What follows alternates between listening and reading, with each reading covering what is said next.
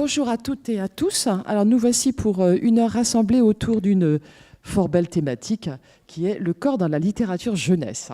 Alors vous êtes assises, vous êtes bien, vous êtes assis, pardon, excusez-moi, et vous êtes bien. Nous aussi, on a un super écho, merci Carole, c'est assez vrai. Alors je vais présenter donc nos invités. Nathalie Vogt-Verlet, tu es éditrice et directrice des éditions du Ricochet. Et quand je t'ai demandé ce que tu voulais que je te dise, spécialisée dans l'album documentaire. Mais absolument.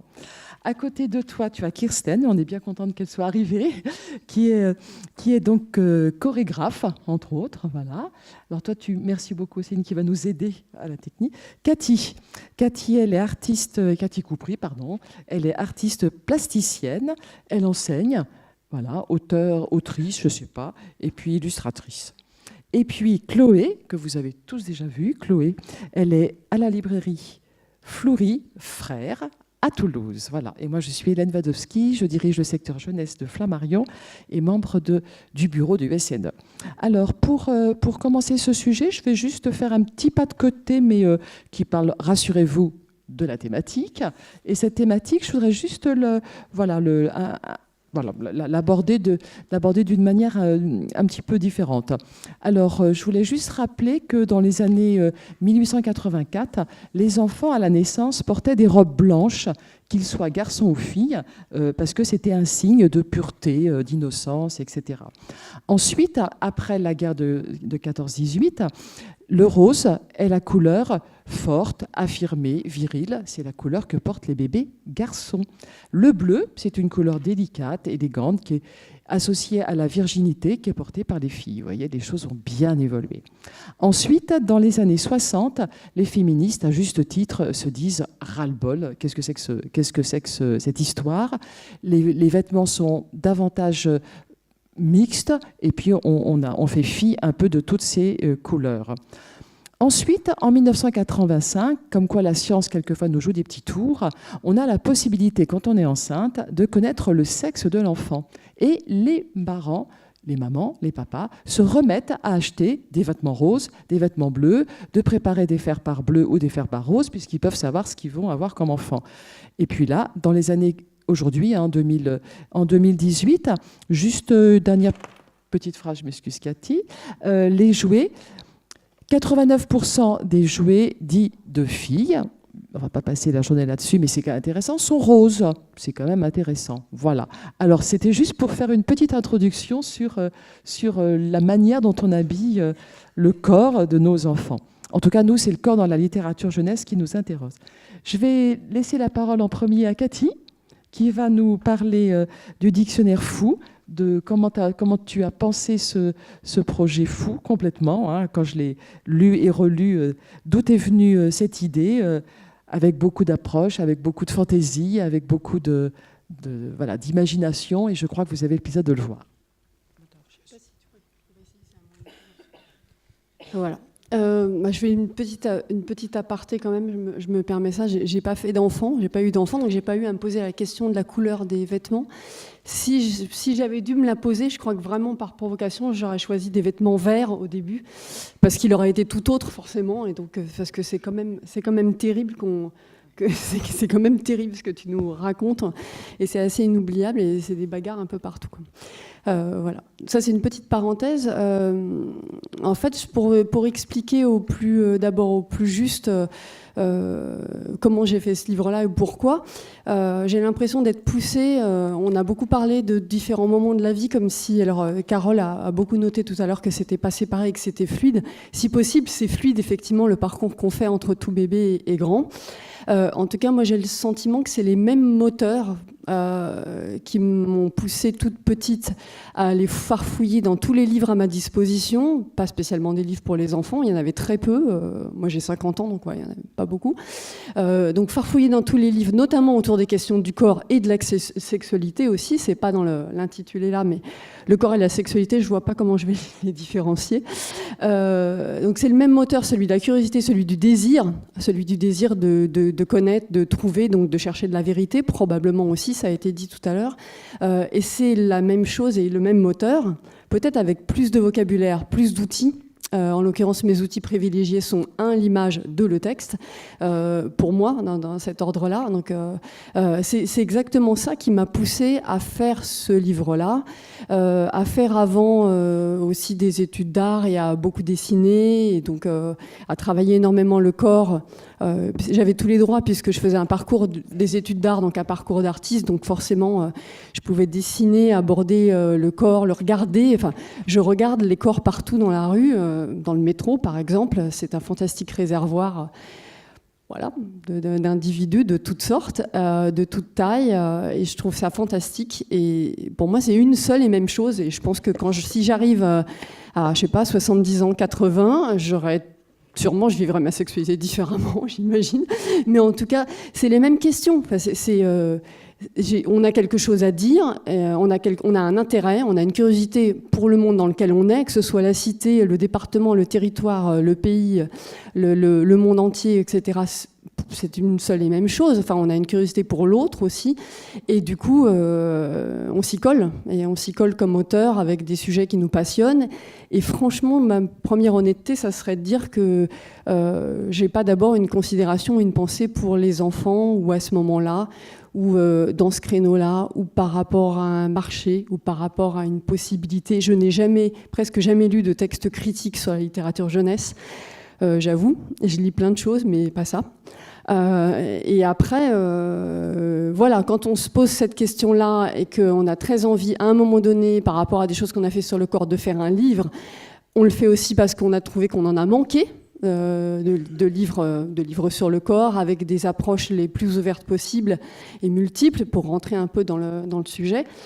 Évidemment, on le fait aussi avec un éditeur, on ne le fait pas tout seul, sinon on le rêve, mais on ne se met pas à pouvoir le faire. Donc on rentre dans plein de considérations, on rentre dans un dialogue, on fait un livre avec les autres. Ça me semble très très important par rapport, par exemple, à un projet d'exposition, un travail d'artiste pur, entre guillemets. On peut le faire sans se poser la question du dialogue avec l'autre ou de la relation. Quand on fait un livre, non. Et personnellement, j'ai trouvé que c'était une chose très importante d'être à la fois obligé de comprendre pourquoi je faisais les choses, de les expliquer, des fois de les défendre vivement aussi en matière d'édition.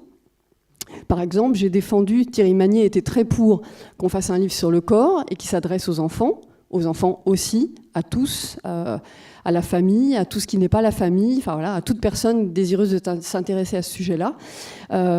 Mais effectivement, des questions se posaient sur comment on s'y prend, comment on fait en sorte que ce livre il soit en jeunesse. Voilà. Donc, d'avoir des partenaires de discussion, en l'occurrence toute une maison d'édition, c'est capital aussi à ce moment-là et ça fait la différence. Pour terminer juste sur les intentions, j'ai beaucoup souffert à plein de moments de voir les choses séparées. C'est un peu la même, finalement, c'est la même chose, la même question, qu'on ait dans certains livres des choses tout à fait... vous pouvez voilà, j'ai un PDF avec une 50aine de pages pour que vous voyez de quoi on parle. Voilà, merci beaucoup.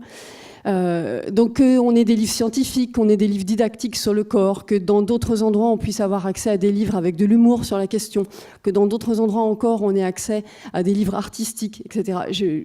Pour moi les choses ne sont pas séparées. En fait, le grand enjeu, en tout cas ce qui était mon grand enjeu petite, c'est comment je suis bien avec ce corps-là, celui que j'ai eu, celui qu'on m'a donné, hein, puis on n'a pas... Enfin, on peut avoir des possibilités d'en changer, mais elles sont minimes malgré tout, surtout enfant. Donc, comment on fait pour être bien avec ce corps-là et cet esprit-là ? Et pour moi, l'accord entre les deux, c'est un long parcours, c'est une chose essentielle pour bien vivre et bien vivre parmi les autres, que ce soit dans la cité ou dans la campagne. Pour le coup, ça me semble aussi primordial. Donc, mon idée, c'est dans un même livre d'aborder le corps dans tous ses aspects, dans tous ses états, comme étant notre premier compagnon, en fait, aussi bien du point de vue artistique que du point de vue de l'anatomie, etc., etc.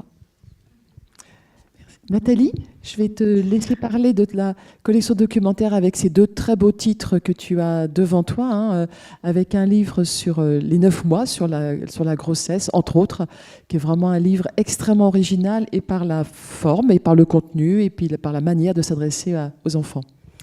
Merci beaucoup. Oui, alors moi, je vais effectivement représenter une autre ligne éditoriale par rapport au corps. Je me positionne davantage sur le livre documentaire scientifique, donc on va dire peut-être documentaire plus pur, plus directement qualifié comme tel. c'est un peu aussi une affaire de sensibilité, de besoin de transmettre des connaissances. Et c'est intéressant aussi de vous montrer comment finalement ce type de livre émerge.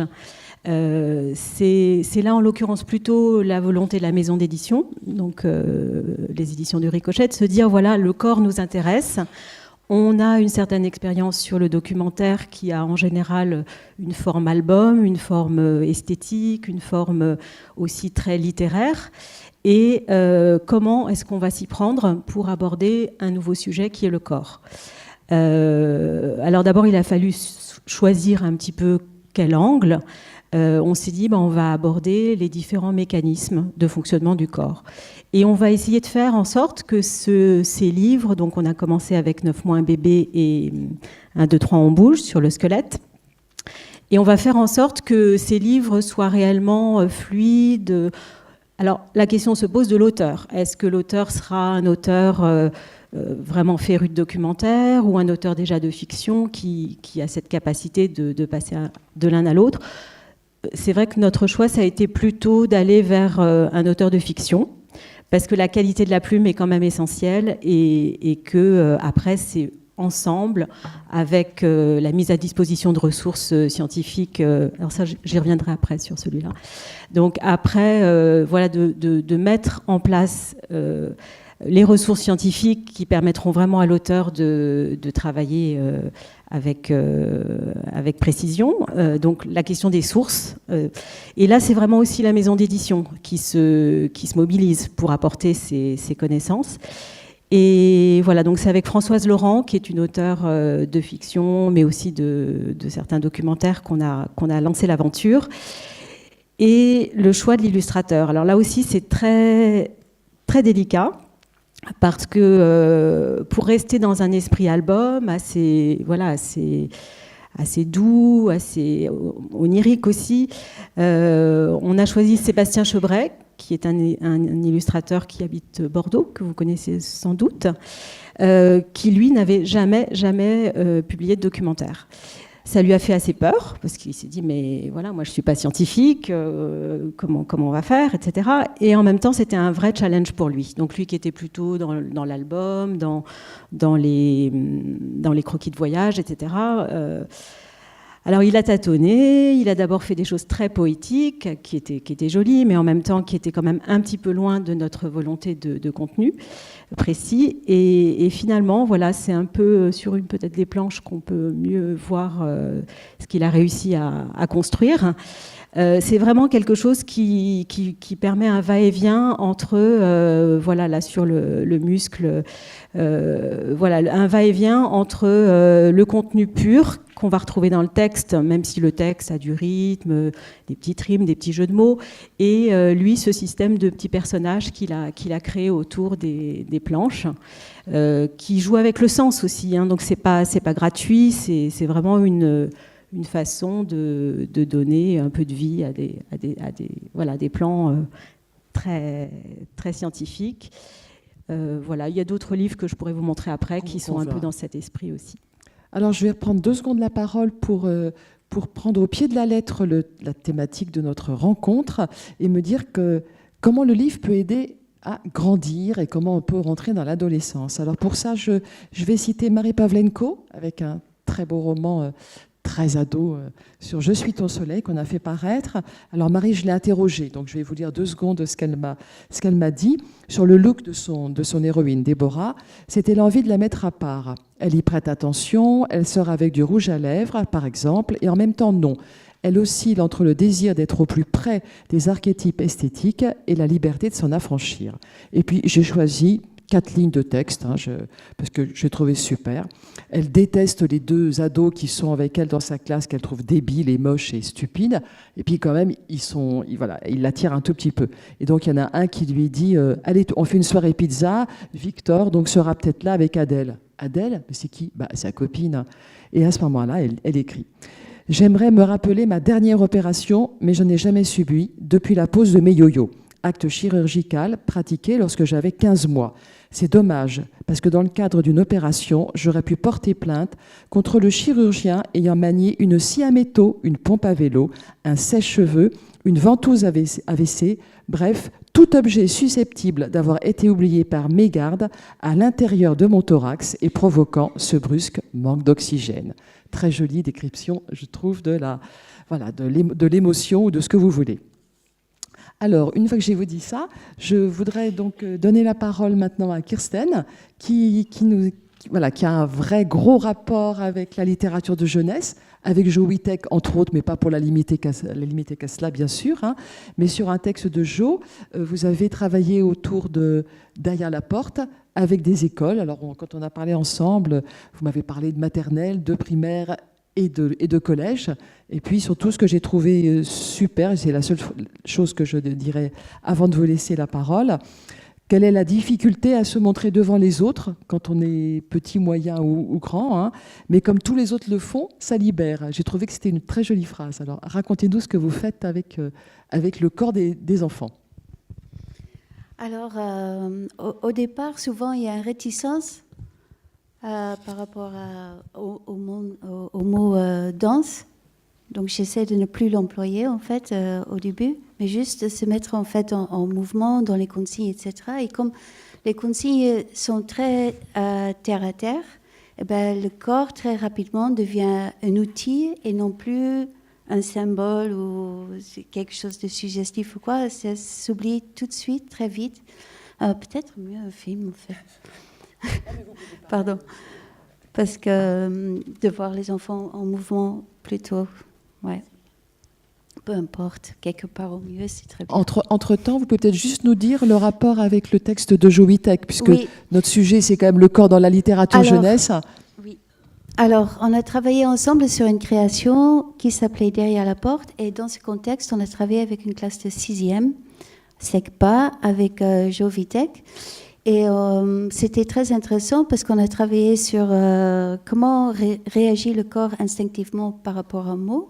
Donc sans réfléchir, mais tout de suite le corps il réagit, il donne quelque chose. C'était très intéressant. Et après, on a travaillé aussi dans le sens inverse. Les enfants, ils ont écrit aussi par rapport à des improvisations des enfants qu'ils ont vus danser. Et donc, comme ça, le mélange en fait entre l'imaginaire des mots et l'imaginaire du corps était très beau parce que les deux se sont libérés, on va dire, en même temps. Donc, c'était une très chouette expérience. Après, par rapport à... Vous voulez peut-être que je... C'est pour ça que j'essaie peut-être au mieux quelque part. Par rapport aux autres enfants, j'interviens souvent avec les CM2 et souvent 6e ou 5e, parfois aussi les CE1, CE2, CP, et parfois aussi avec le maternel. Et en fait, ce qui est rigolo de voir, c'est par exemple avec les maternelles, les mots ont peu de poids en ce qui concerne le corps, en fait. Quand on leur demande des choses assez simples, après, on dirait que le passage de la tête vers le corps est plus compliqué que le passage du corps vers la tête. Donc, je trouve ça intéressant selon les âges. Les CP, par exemple, le CE1, ils sont assez faciles à mener dans la matière, mais souvent, les instituts, en fait, font de retour, surtout par rapport aux classes de CM2, 6e et 5e, que ça ne marche pas. Que c'est très important pour les enfants à cet âge-là, en fait, de faire le paix avec leur propre corps et de voir aussi les corps des autres comme des outils. En fait, ce sont dénudés en fait de tout a priori qu'on pourrait mettre derrière. Voilà. Très beau aussi. J'aime beaucoup votre livre sur le corps. Ça tombe bien. Hein. Si vous voulez parler en même temps, allez-y. Pardon. Si vous voulez parler, Kirsten, en même temps. En fait, c'était une création avec des enfants CE2, je crois, sur l'architecture et la danse, donc patrimoine et danse, où il y avait des chorégraphes en fait qui travaillaient avec des classes et 2 sites, et comment les enfants en fait pouvaient approprier ces endroits. Et je dis toujours, on ne connaîtrait jamais aussi bien un site de patrimoine sans l'avoir touché, senti, reniflé, s'appuyer contre, et tout ça. Et en même temps, j'aime bien aussi l'idée que les enfants, ils laissent une petite empreinte, en fait, d'eux-mêmes aussi dans l'histoire de ce patrimoine. Donc, voilà, ça, c'était la glacière à Agde. Et donc, comme c'était très peu éclairé et tout en arrondi, il y a un historien aussi qui nous a raconté l'histoire de la glacière, comment ça s'est rempli. Et on a trouvé ce travail avec les ombres, la projection en fait de ce que son corps peut faire contre un mur. Chouette. Après, il y avait plein d'autres choses aussi. Très bien. Merci. Voilà. Alors, Chloé, elle est libraire, c'est pratique pour parler de ce thème. Alors, c'est vrai que quand on a échangé ensemble, je vous ai demandé si vous aviez des ados, des enfants, des jeunes, des parents, des bibliothécaires, enfin, qui venaient... En premier, bien sûr, vous demandez des livres. Vous avez souhaité plutôt parler du roman ado, par rapport à d'autres productions. Vous m'avez parlé que, comme vous étiez dans une librairie où vous aviez envie de parler de vos choix, voilà. Comment vous faites pour conseiller, ou pour proposer, ou pour écouter, ou pour répondre? Quel est votre rôle? Bonjour. Alors... effectivement, j'ai choisi le roman ado pour avoir un peu de diversité sur la présentation. J'étais ravie d'être invitée sur le corps parce que c'est un sujet qui m'intéresse, plus particulièrement en tant que corps politique et social que comme corps biologique. J'essaye effectivement de l'écho. Donc j'avais envie de vous parler de comment je pratique mon métier, comment j'essaye de mettre de côté les influences parfois des adultes. Parfois, les adultes sont aussi extrêmement libres et ouverts à proposer et à laisser place aux envies des adolescents et des adolescentes. Et dans le choix, donc par rapport au corps, ce qui me semblait intéressant aujourd'hui, c'est de proposer quelques romans qui touchent à l'intime. Dans cette période adolescente qui est particulièrement violente, en transformation, le corps se transforme énormément, pose des questions sur le devenir, sur le grandir, sur la liberté de ce corps, qu'est-ce qu'on va en faire, qu'est-ce qu'on en fait aussi. Je repense à Gaïa Gwasti qui présentait sa trilogie La Voix de la Meute en disant « J'ai choisi le personnage du loup-garou qui, pour elle, représentait le mieux justement cette histoire de transformation du corps à l'adolescence. » Et je trouvais symboliquement que c'était plutôt intéressant. Je ne sais pas si je développe maintenant ou après. Alors... dans le corps, je vais comme ça lancer des idées du corps politique, du corps sexuel, désiré, désirant, de l'identité, pardon. Et peut-être vous proposer au fur et à mesure comme ça, vous montrer des couvertures. Non, parce que alors je sais pas. Alors, par exemple, j'avais envie de montrer celui-ci sur une première histoire d'amour, mais vue par un garçon, d'Alex Cousseau, que je trouve dans sa description du désir particulièrement bouleversante. Et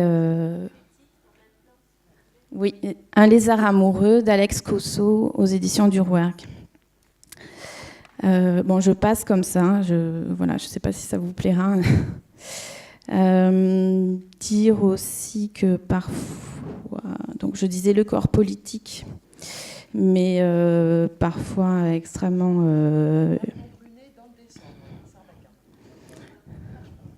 Je vais le faire sinon. Je vais le faire. Donc dans le désordre de Marion Brunet chez Sarbacane.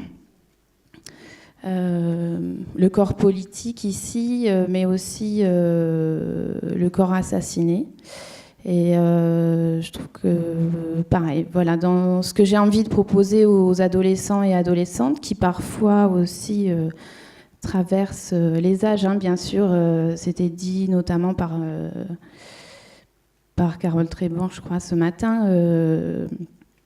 J'ai aussi la chance d'avoir alors en particulier des lectrices adultes, mais qui s'intéressent aux romans dits adolescents. Je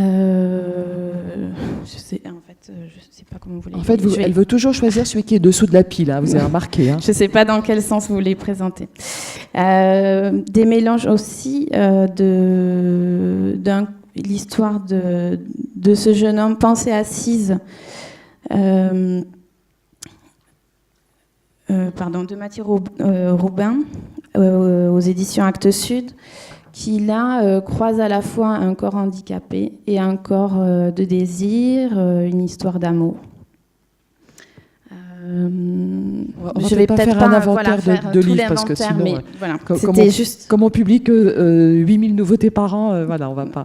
Moi, ce qui m'intéressait de reparler par rapport à la thématique, c'est l'idée quand vous m'avez envoyé vos livres, quand on a parlé, c'est de se dire que le corps dans la littérature de jeunesse, on en parlait. Pendant la gestation, hein, pendant la grossesse, quand l'enfant on est en train de le faire, quand l'arrivée d'un bébé, parce on peut penser que c'est pas toujours facile pour l'autre s'il y a un autre grand. Alors après, pendant qu'ils sont, je sais pas, jusqu'en primaire, on a l'impression qu'on s'en fout un peu. Hein, ils font peut-être du sport, des machins, ils sont contents, mais on n'en parle pas tant que ça. Et puis alors là, l'adolescence, bonjour, c'est le sujet du jour, parce qu'on se rappelle tous de ça. Et c'est intéressant parce que je trouve que quand on s'est parlé, Kézanne, vous m'avez dit, maintenant, moi j'interviens dans beaucoup de niveaux de classe, et je trouve ça intéressant. Le dictionnaire de Cathy, il y a des mots inventés, hein, Cathy, hein, il y a quelques-uns, hein, j'ai regardé, j'ai bien lu, voilà. Et ça, je trouve ça intéressant de se dire, pourquoi est-ce qu'on saute des étapes, quoi. Alors, ils font quoi, les CE2 ils vont au basket, ils jouent au foot, ils vont à la piscine, on a l'impression qu'il n'y a pas de souci. Et c'est vrai que ce matin, on parlait avant... de corps ou de corps malades ou de corps qui pouvaient comment dire, poser problème. Bon, nous on a publié le petit livre qui est tombé derrière l'ordi là. C'est une petite fourmi qui a une patte en moins. Donc c'est un livre qui parle effectivement de la différence du handicap. Pierre Bottero avait écrit ce magnifique titre sur l'anorexie, mais c'est vrai que finalement, en dehors du sport, on parle pas tant que ça du corps qui va bien, quoi. Je veux dire, donc c'est vrai que c'est assez marrant. La segmentation sur le corps est très différente selon les âges. Nathalie, en tant qu'éditeur, je peux peut-être montrer le livre qui suivait là sur mon petit fichier, parce que justement c'est un livre qui s'appelle exactement, je ne vais pas me tromper, dit comment fonctionne mon corps. Donc c'est Sophie Ducharme et Magali Athiobé aux éditions La Martinière. Et justement, bon, c'est un peu la même tranche d'âge que voilà, on va dire ce que tu évoques, Hélène, on va dire CP, CE1, CE2, dans ces eaux-là. Et c'est un livre qui va faire le lien entre justement un texte très scientifique, mais qui va aussi évoquer les fonctionnements du corps dans ce que ça peut avoir de plus sensible. Donc là, par exemple, le sang, l'illustratrice a fait le choix de montrer un paysage vallonné de rivières, et effectivement, dans le texte, on va être dans une explication précise de la fonction du sang dans le corps, tout en évoquant cette image très, très, très poétique. Le suivant aussi, c'est le cœur. Bon, le cœur, le moteur, et en même temps la force du cœur, la puissance qui fait évidemment écho avec les percussions. Donc on a... là, on est dans des livres quand même qui parlent du corps qui va bien. Celui-ci, oui, c'est un autre livre qui a été... donc qui a reçu le Grand Prix du Salon de Bologne. Anatomie, chez La Martinière aussi.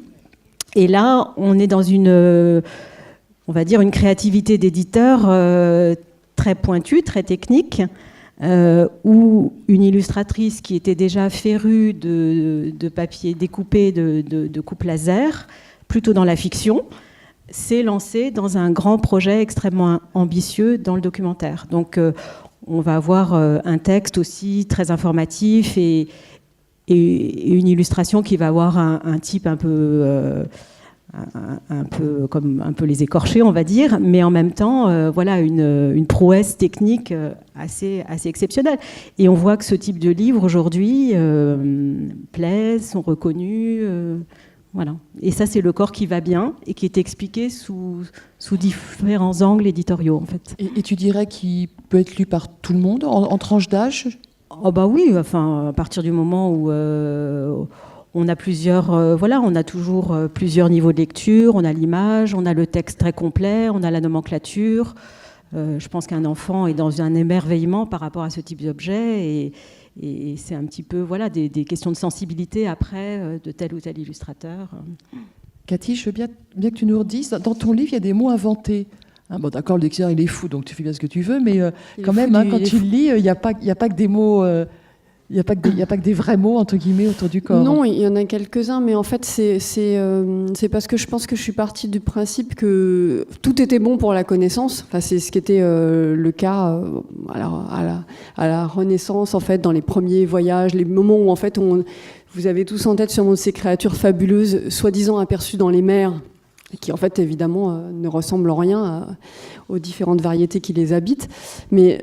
Tout est bon en fait pour faire connaissance et pour questionner les choses, pour les rencontrer, etc. Donc malgré tout, il n'y a que quelques mots inventés par rapport à l'ensemble. Je peux en lire un, tu me diras s'il est inventé, ça se trouve il n'est pas du tout inventé, ouais. C'est juste que je suis pauvre en vocabulaire. Hein.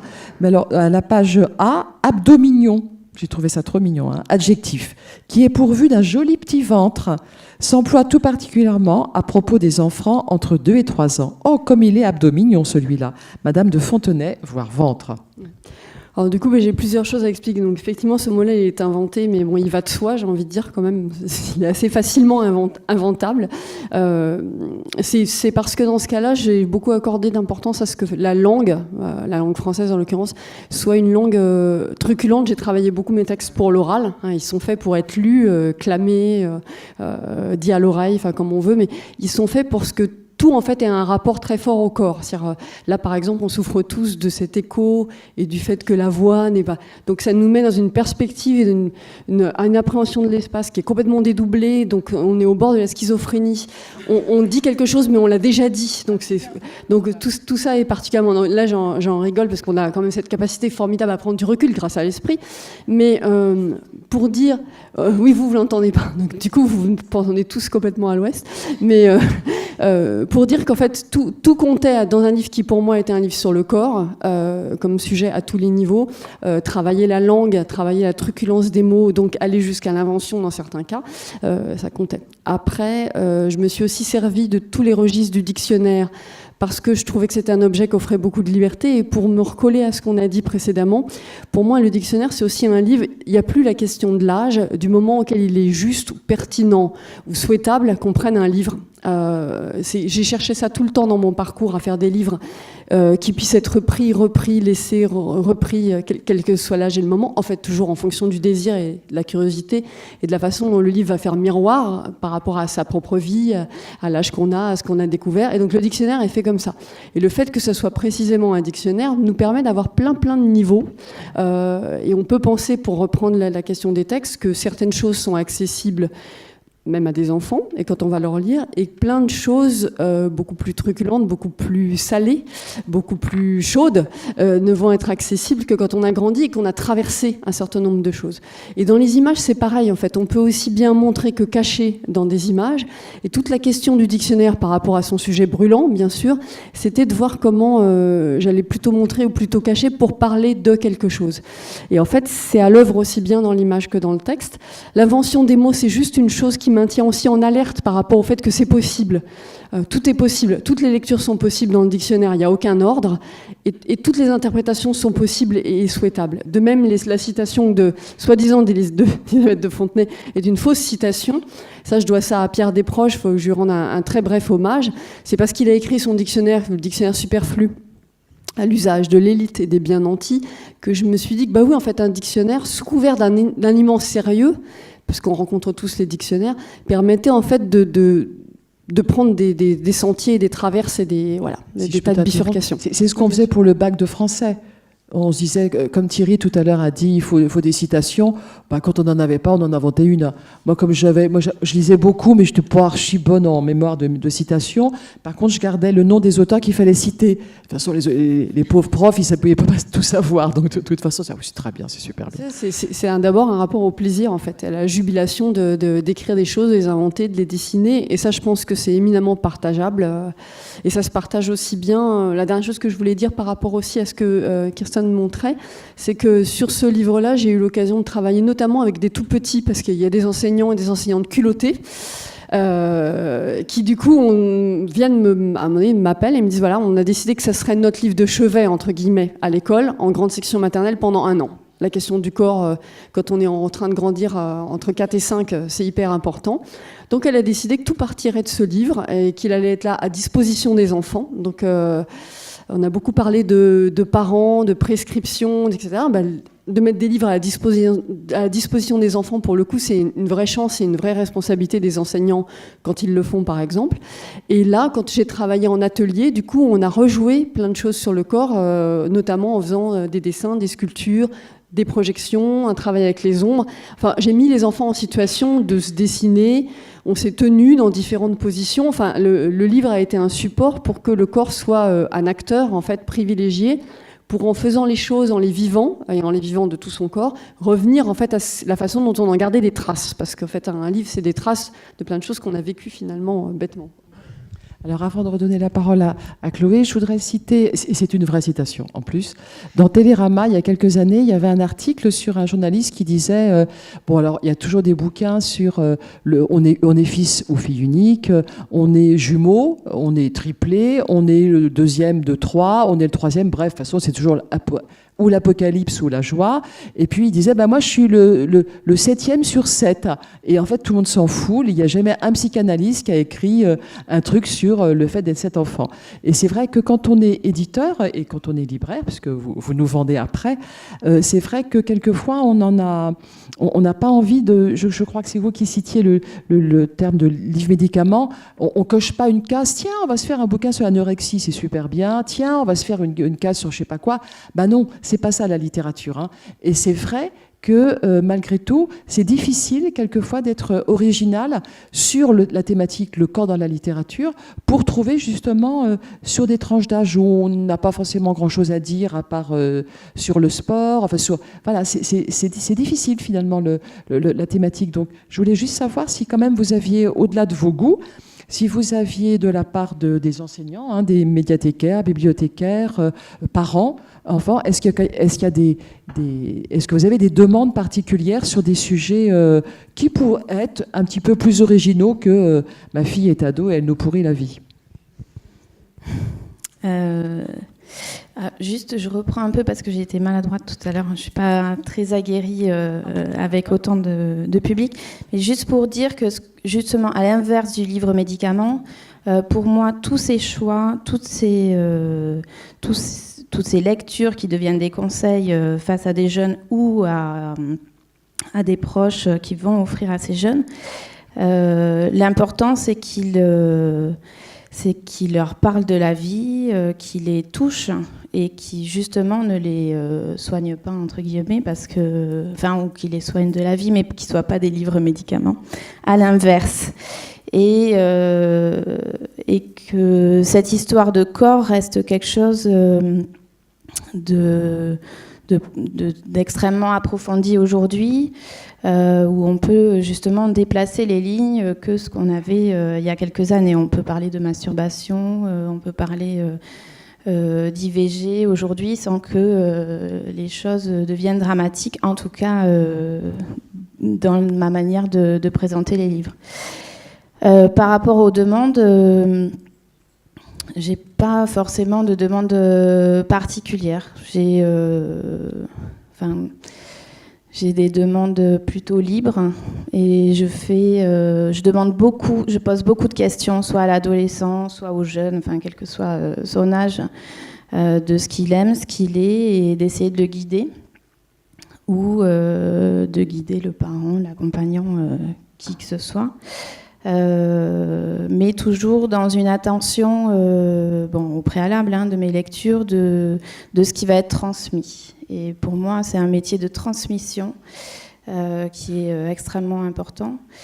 Et justement, je voulais faire vite fait une petite référence à ce que vous disiez au départ. Je prends aussi chacune de mes lectures, on va dire, sous le prisme de l'antisexisme. Et je voulais montrer ces deux albums-là. Bon, je m'excuse. Alors, Une princesse au palais de Cécile Roumiguière et Carole Schext, édité chez Thierry Magnier, et un autre chez Thierry Magnier, Kodja de Thomas Cotto et Régis Lejean. Je voulais les montrer parce que pour moi, ils sont assez emblématiques de deux albums qui pourraient tout à fait paraître extrêmement genrés, particulièrement binaires dans ce qu'ils sont: une jeune fille au palais, un jeune garçon dans un royaume. Et en fait, c'est tout l'inverse. C'est pour ça que je voulais les montrer en particulier, ces deux-là. C'est tout l'inverse parce qu'ils parlent de transformation, il parle du corps pour le coup, donc, et de grandir, d'avoir des doutes, d'avoir ses règles aussi dans Une princesse au palais. Et voilà, montrer que en dehors de cette apparence, qui pour moi ne l'est pas, mais pourrait paraître un livre pour les garçons, un livre pour les filles, et tout autrement. Et je précise d'ailleurs que tous les conseils que je peux donner, je ne prends pas en compte le genre de l'enfant. On me le précise très très souvent. On me dit encore samedi dernier que telle couverture fait quand même un peu garçon, alors je vais préférer prendre celui-ci. Et encore, je suis assez protégée par l'endroit où je travaille, mais c'est aussi le quotidien, c'est une bagarre de tous les jours de dépasser ces lignes-là. Et parfois, c'est extrêmement surprenant dans ces... J'ai pas d'exemple à vous donner, mais sur les considérations d'une couverture. Ça, c'est plutôt les parents qui vous demandent ça ou pas? Oui, c'est plutôt les parents. Et alors, les parents sont encore... c'est plutôt des gens qui vont offrir à des enfants qui ne sont pas les leurs. Là, c'est le pire. Voilà. Là, c'est vraiment le pire. Parce qu'ils ont très peur de ce qu'ils vont offrir. Et voilà. Mais j'essaye de les mettre en confiance. J'aime bien les anecdotes.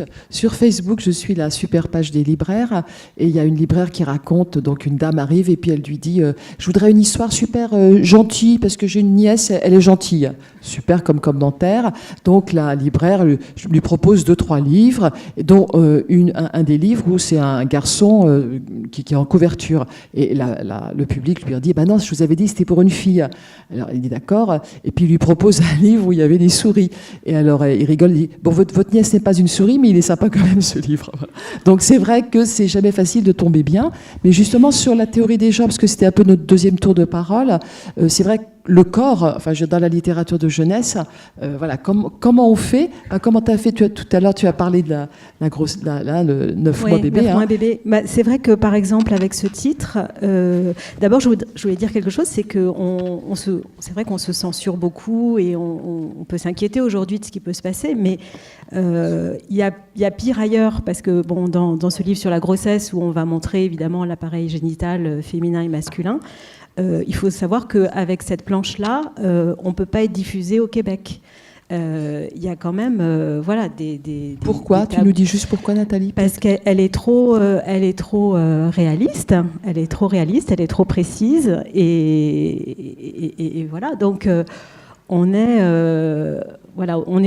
aussi, nous, en tant qu'éditeurs, voilà, confrontés à ces questions-là. Évidemment, il n'y avait pas de débat au terme de choix d'illustration.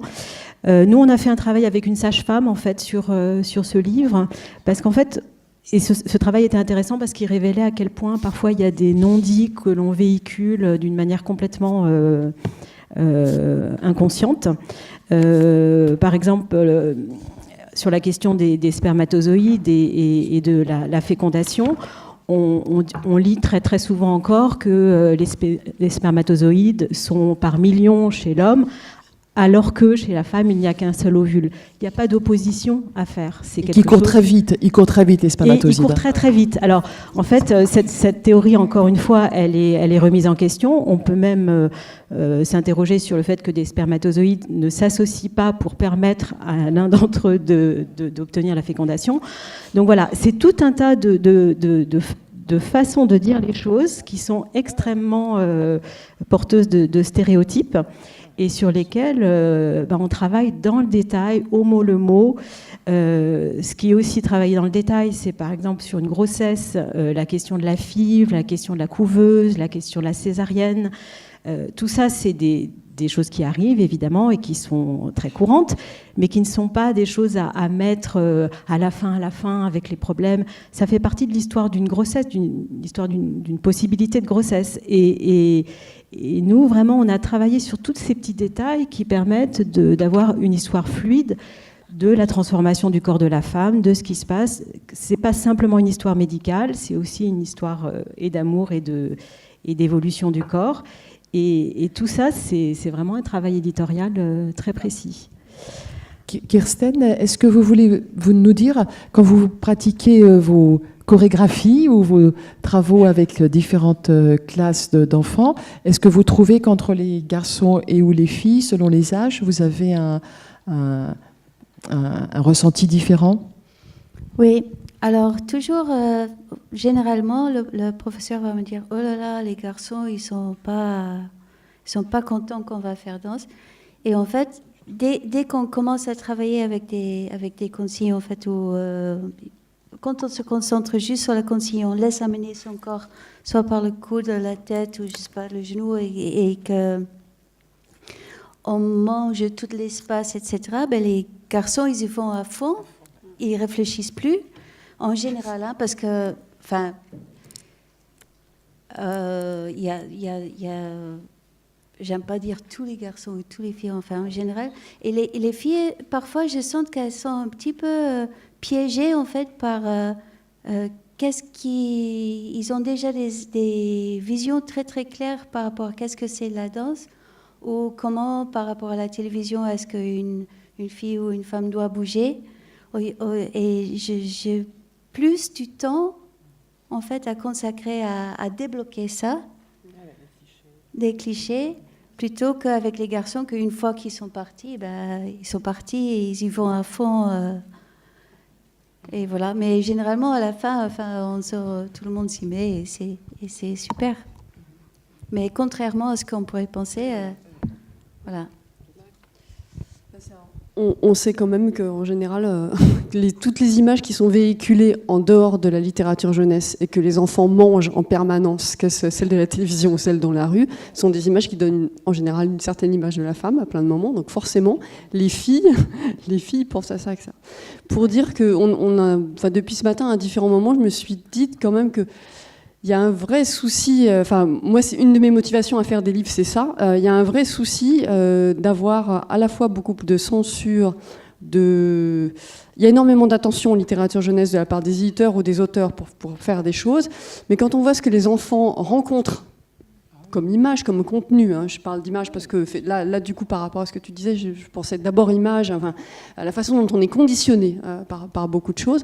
Voilà, les enfants, évidemment, qui vivent dans un monde d'adultes et pas dans un monde d'enfants et qu'on traîne partout, rencontrent plein d'images et plein de choses, avec beaucoup moins de soins, beaucoup plus de brutalité, partout, en dehors du livre. Et c'est dans le livre, malgré tout, que il y a encore beaucoup de censure.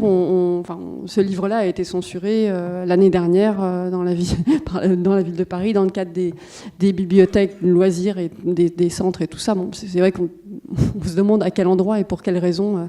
Et si c'est les images du coït qui ont donné une censure, c'est vrai que c'est les images du coït dans lesquelles on voit le moins de choses possibles par rapport à toutes celles que les enfants peuvent rencontrer ailleurs probablement. Donc il y a un vrai décalage en fait entre le souci très fort qu'on a en littérature jeunesse de peser les choses, etc. Et la façon dont partout ailleurs, il n'y a rien en fait qui ni protège, il n'y a pas de soins particuliers accordés aux enfants, il n'y a pas de restrictions, par exemple pour les campagnes publicitaires. Je ne pense pas qu'il y ait des restrictions sur ce qu'on a le droit de faire ou pas. Enfin, il y a des choses extrêmement violentes, extrêmement sexistes, etc., qui sont partout dans nos villes, et qui sont beaucoup moins sujettes en fait à débat et à discussion. Voilà. Et ça, c'est vraiment quelque chose que c'est terrible, quoi. On peut faire des choses qui vont beaucoup plus loin. Moi, j'ai envie de faire des livres qui vont aller beaucoup plus loin que celui-là, par exemple, encore parce que il y a un vrai souci avec ça, quoi. Ce décalage en fait entre un monde qui continuerait d'être celui de la littérature jeunesse, à la fois préservé et mis sur le côté, avec tout ce qui a été décrit auparavant, et puis la vraie vie partout ailleurs, dans un monde sauvage. J'aimerais bien ajouter juste une petite chose, c'est que c'est très très vrai tout ce que tu viens de dire, mais je trouve aussi il y a une autre problématique que je rencontre de plus en plus, en fait, c'est la manque d'imagination. En fait, comme ils ont tellement des images déjà complètement finies, faites, etc., eux, ils n'ont pas besoin d'imaginer. Et en fait, le livre permet d'imaginer. Quand on lit, on imagine le personnage. La danse permet beaucoup d'imaginer, justement, de ne pas penser à ce qu'on va faire, la position exactement. Non, on découvre en faisant, on atterrit comme ça, on est dans cette position, c'est bizarre, c'est étrange, c'est magnifique. On ne sait pas où le corps va nous amener et qu'est-ce que ça nous suscite comme image et comme chose qu'on peut imaginer. Malheureusement, pour beaucoup d'enfants, il y a un énorme manque d'imagination maintenant. Vraiment très très compliqué d'imaginer une histoire, de se laisser aller, de peindre ou de dessiner quelque chose qui n'est pas réel. Et je trouve que ça, c'est vraiment quelque chose sur lequel il faut être extrêmement vigilant. Alors, on pourrait rester toute la journée, mais il est 12h30. Donc, s'il y a des questions à poser, on peut peut-être commencer à faire passer des petits micros.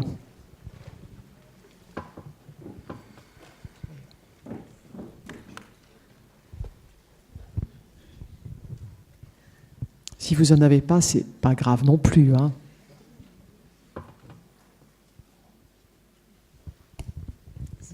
Merci juste Carole. Pour rebondir, je fais la première question et après, ça, il y a la deuxième.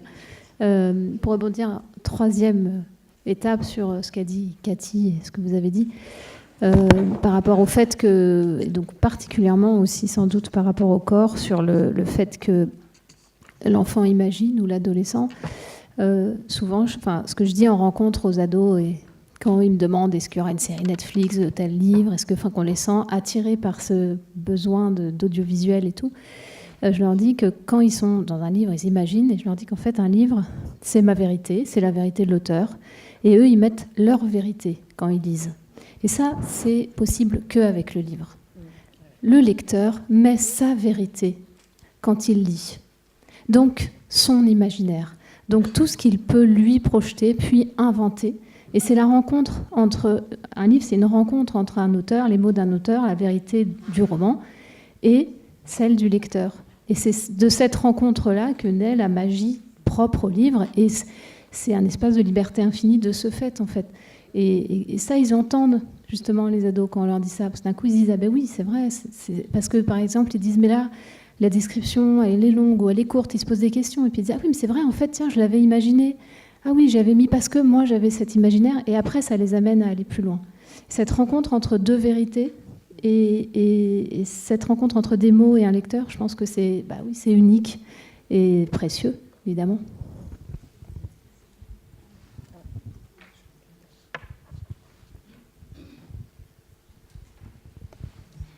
Oui, bonjour. Juste, Carole, je voulais juste dire que c'est vrai que c'est avec... Un peu plus fort. Je suis là. C'est vrai que c'est possible avec le livre, ce que tu viens de dire, mais avec toutes les formes d'art.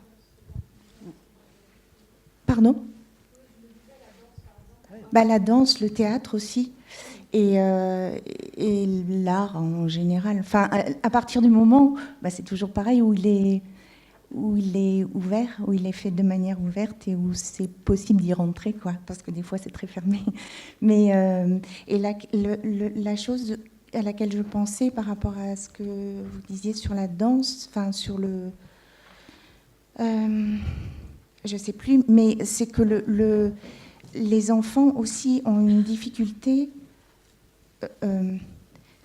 la difficulté aussi, enfin, qui me semble être importante actuellement, oui, c'était par rapport à l'imaginaire, c'est qu'il y a aussi la question du temps, et que les enfants vont vite, très vite, souvent, parce que je suis auteure illustratrice, je fais des ateliers aussi, et du coup, la question du corps est très importante parce que dans cette accélération de vouloir faire vite, c'est comme si ils n'avaient plus de corps et plus cette conscience de leur propre corps. Voilà. Merci.